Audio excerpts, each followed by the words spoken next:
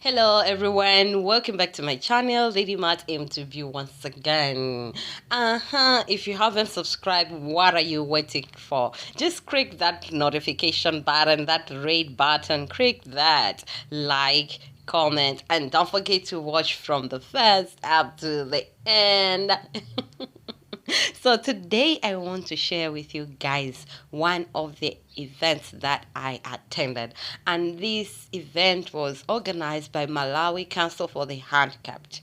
They organized this event with an aim to give ancestors and give information to the organizations of persons with disabilities about electoral process and the strategies that they can use to influence the inclusive electoral process. So be right there, watch until the end. The inclusion of persons with disabilities in various spheres of the development process in the country thought it wise that it should engage various organizations of persons with disabilities and disability organizations on how the elections in 2025 will be held and how are we to make the elections disability inclusive and accessible. Makoha would like to engage the Malawi Electoral Commission and various other actors concerned with elections management in Malawi, concerned with the political participation of the public in Malawi. But Makoha cannot do this on its own. This is why we thought it wise that we should meet today to map the way forward, getting your insights, your views, your experiences, your concerns, your ideas, your suggestions, your recommendations on how to shape genuine, effective, and meaningful disability, inclusive, and accessible elections in Malawi.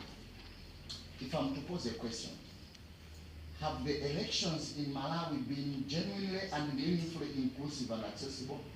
An event or a process? Election is a process. You look at before the election, during the election, and after the election. But the polling day, an election is a process. Meaning that we need to start shaping the electoral process today. Now, we talk about various activities. Voter registration. We talk about voter education. We talk about civic education. We talk about political campaign. Sometimes we saw our candidates featuring sign language interpretation during campaigns. But was that enough? That wasn't enough. There is quite a lot. What about the law?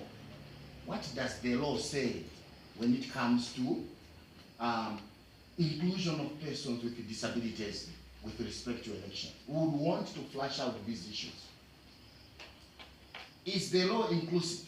The legal framework on elections in Malawi.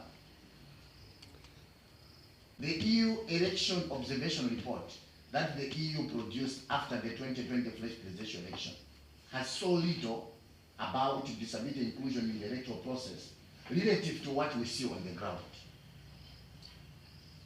The general picture under that election observation report is that made some efforts to include persons with disabilities. But do we have information relating to data of voters with disabilities? No. These are critical issues. Section 20 of the Constitution talks about equality and non-discrimination. Don't you? Section 17 of the Disability Act talks about the right of persons with disabilities in political participation and participation in public affairs. Section 33 of the new disability law, the Persons with Disabilities Act, also stipulates the right to persons with disabilities in as far as political participation is concerned. Now, we also have to look at what are the opportunities that are there for us to shape the election agenda. We know there are civil society organizations that are given an opportunity through accreditation by MEC to civic educate people, to provide voter education. Do we know how can we shape the practice of political parties?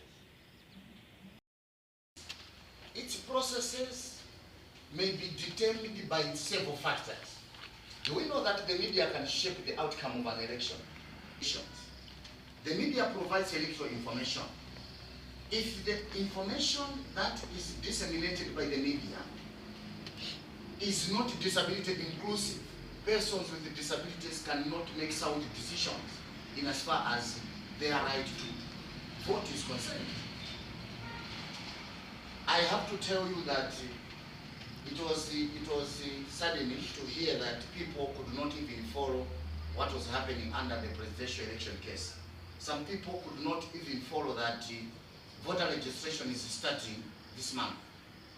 That information is provided by the media. Again, do we know that civil society organizations can influence the participation of people in elections? Influence the participation of people. For example, if these organizations come to communities, if they do not provide information, that is key to raising awareness among persons with disabilities. Are we going to expect persons with disabilities to go and cast their vote? Can they? Okay. Of elections in Malawi from the perspective of persons with disabilities. However, we have had a very serious problem in the country because disability has not been prioritized as a human rights issue and as a development issue for quite a long time. And of course, we have had development policies and strategies that have also attempted to ensure disability inclusion. For example, the National Disability Mainstreaming Strategy of 2018 has a strategic pillar, a priority area on empowerment, and again on social inclusion. But to what extent have we realized this? The Malawi 2063, as the country's development vision, underscores the need for disability mainstreaming, the need for disability inclusion in the development agenda. Now, when you talk about development, you cannot realize development without actually talking about processes such as elections. Whilst we are talking about the experiences the country has had with regard to inclusion of persons with disabilities in elections, we need to look at underlying issues like political reforms, law reforms, in order to change the narrative and the practice of election management in order to ensure disability accessible and disability inclusive elections.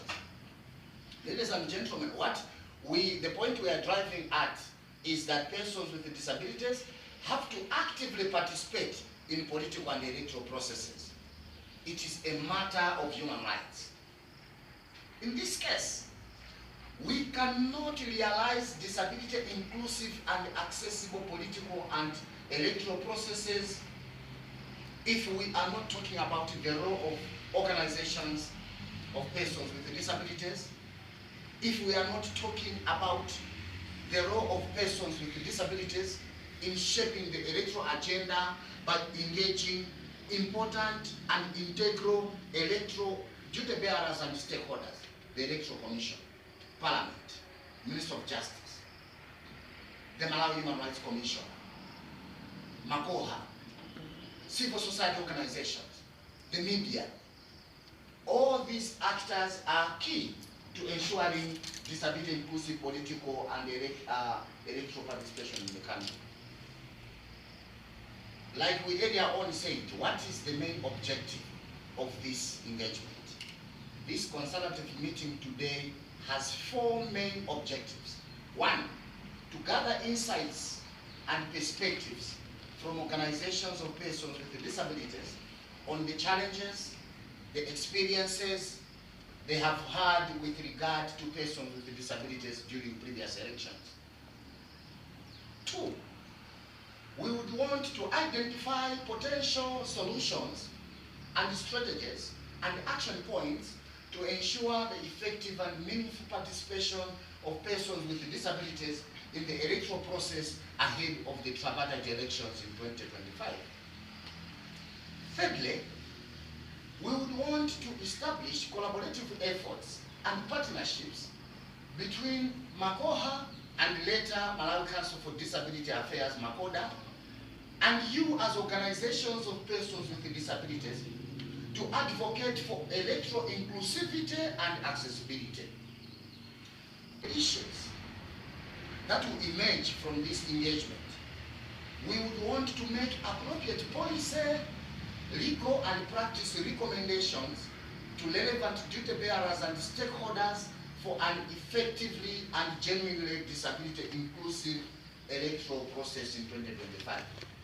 So obviously, an election is a process, it is a way, it is a vehicle, it is an avenue for people to make their choices regarding who to govern them. And in Malawi, we have had elections at regular intervals through which candidates are elected as presidents, as members of parliament, or as councillors. And we have done this since 1993 following the referendum.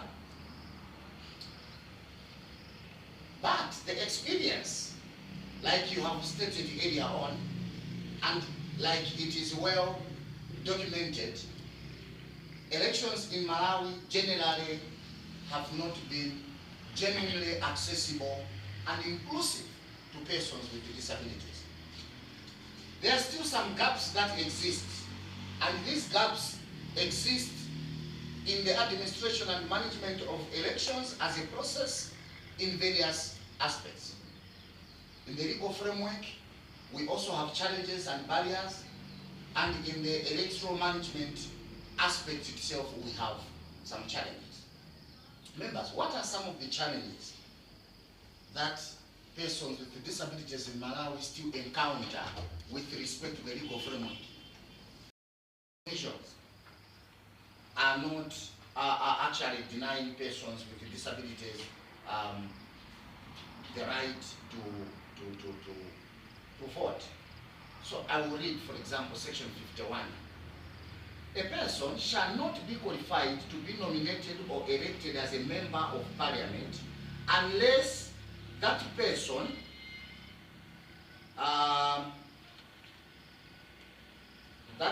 so that's subsections 51, 51, 2 is there they are considering the aspect of mental incompetence. So, notwithstanding subsection 1, no person shall be qualified to be nominated or elected as a member of parliament. Mental competence. So all we are saying here is that if one just comes a doctor to say this person, because of his psychosocial and intellectual disability, is mentally incapacitated or is mentally incompetent, meaning that they cannot make sound decisions. We need to tell the law to say, no, wait a minute, we have assisted decision making or supported decision making. It's very important. These are some of the issues that we have to be looking at. If you are to look at section 77, section 77, subsection 2A, all persons shall be eligible to vote in any general election, by-election, presidential election, local government election, or referendum, subject only to this section. Subsection 2 says, subject to subsection 3, a person shall be qualified to be registered as a voter in a constituency if and shall not be so qualified unless and at the date of the application for registration, that person, so the person is under any law enforced in the Republic of Malawi, adjudged or otherwise declared to be mentally incompetent. So ideally, what we are saying is that one cannot be qualified to be a voter if he's adjudged to be mentally incompetent. These are serious issues, eh?